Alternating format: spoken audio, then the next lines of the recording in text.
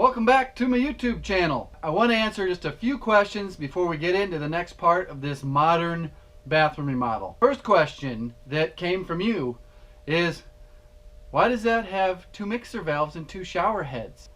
Come on, are you joking with me? And then I had another person ask, and then another person, and then another person said, I think one's for hot and one's for cold. I'm like, man, maybe they're not just messing with me. It does have 2 mixer valves and 2 shower heads. I wanted to leave it up to you guys because I know there's a lot of comedians out there who can come up with the funniest answer to that question. Now, most of us do know why there are 2 mixer valves and 2 shower heads, but this is somewhat family friendly, so let's keep the answers PG-13 so we can help these guys out who have never taken a shower with 2 mixer valves and 2 shower heads. Hey, one other thing I need to make known is that I did not design this bathroom. I didn't pick the tile, I didn't pick the shower door, I didn't pick the toilet, I didn't pick anything. And I didn't buy any of it. I relied on the customer to supply all the materials. So with there was a few delays in some things. It didn't bother me. I have enough work to stay busy year round. So I would just go do something else, and when they'd call me, when the door came, or when some shower tile came, or when the threshold, they had the granite countertop fabricated by someone else. That granite fabricator also made the threshold, the cap that goes over the curb that the shower door sits on. Some sections of the video show more details than others, and some don't show any details. If this is your first time here, please consider subscribing to my YouTube channel. There is a lot of content, from putting in a screen door to demolishing an entire house. Could I be demolishing an entire house? Those of you on Instagram know. If you're not on Instagram, I don't know. You got problems. Instagram, right here. This is where it's at. Daily Show is on Instagram. Here's another one. I don't know if this is what I used on this specific project, but I use a grout additive. This one, I don't know where this one came from. I just found it on the shelf. I know there's another one in the bed of my truck that is a different brand.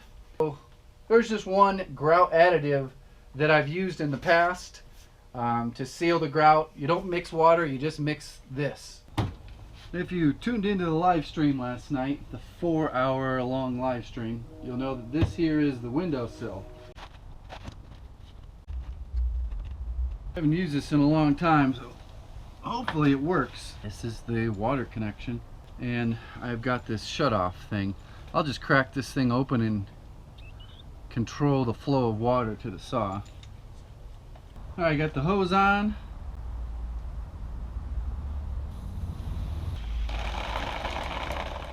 Alright.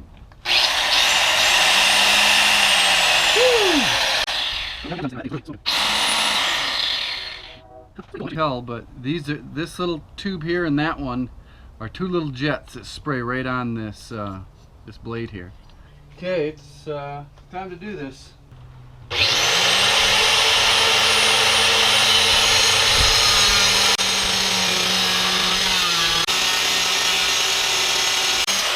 Whew. Kind of a mess. The protective coating on it so it doesn't get scratched. I just have the windowsill resting in place. I've got this Torpedo Level that's got little marks on it. And this bubble here, hopefully this can make sense to you, it tells you what the fall rate is. And right now, hold on, let me get back on here, right? I'm at about 1/4 inch per foot of fall. So now I'm manually lifting it up so that it's at 0. That's perfectly level. That would be an 1/8 inch per foot.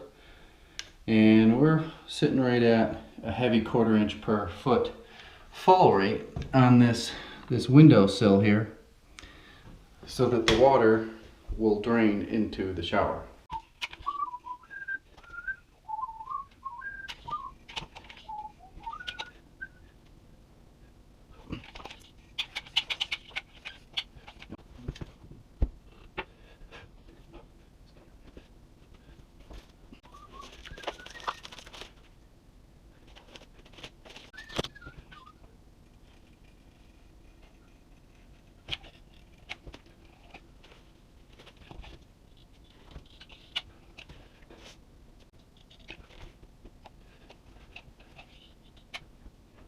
is going to get 2 layers of this adhesive caulking.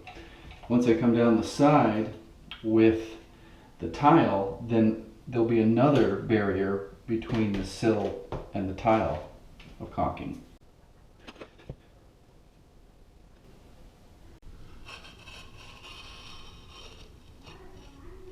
So everything is dry fitted, and it lined up pretty darn good with this edge here. It's a little off, and that very well could be my dry fit. I do have a stripe here that is bedded down, and I was going to go gun-ho and try to get everything in today, and what I think is best for the results is that you try to cut too much into this mosaic. When you actually go to install it and you get to that spot where you're cutting things in, stuff is off too far, especially when you're coming up on the edge there. Just fudging these things just a hair, just the slightest bit to the right, to the left, in or out, can have major effects once you've gone from here and built your way out that way. Now, if you remember, I've got that one line right down the middle that I measured off of to get, everything parallel to that side and this wall here. And we're really darn close, seeing how that's just off a tiny fraction of an inch there. And I very well could be able to shrink that in when I actually apply all these tiles. That's the game plan. Pick all these up. Getting to a point where I'm moving faster. Although the goal is not to move fast. I focus on one tile or one sheet at a time.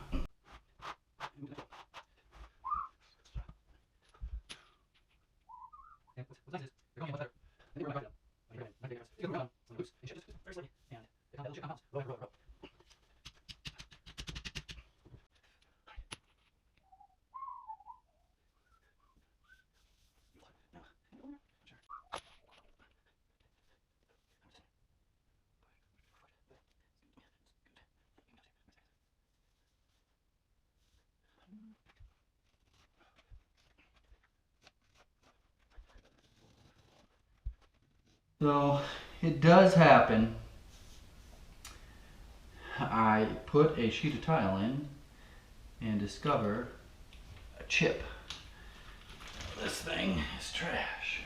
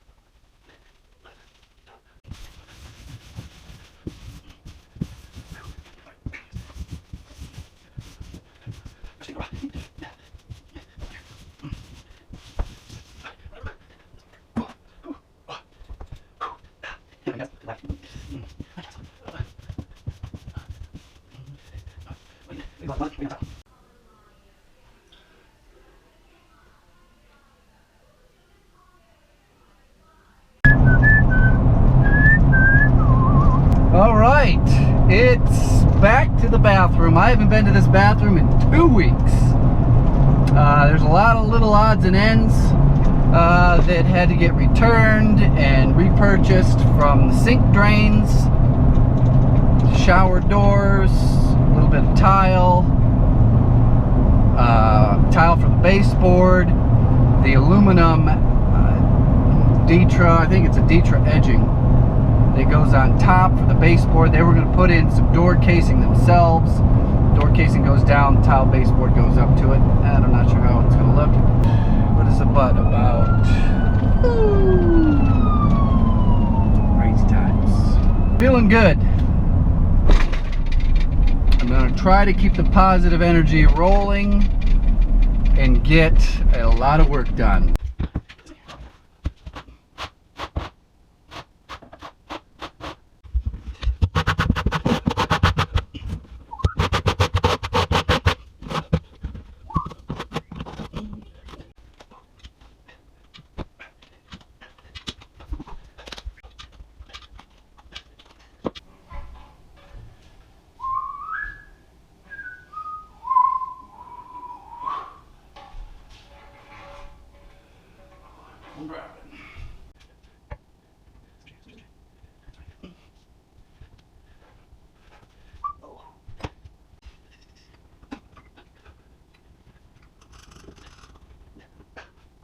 As you can see, the casting on this one is ridiculously off.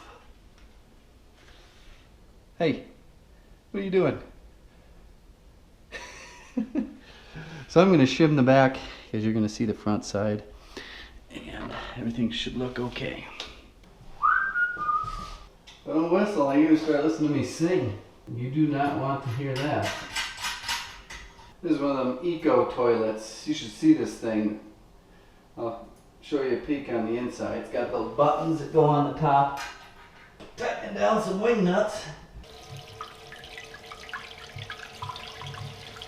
That's completely plugged up there.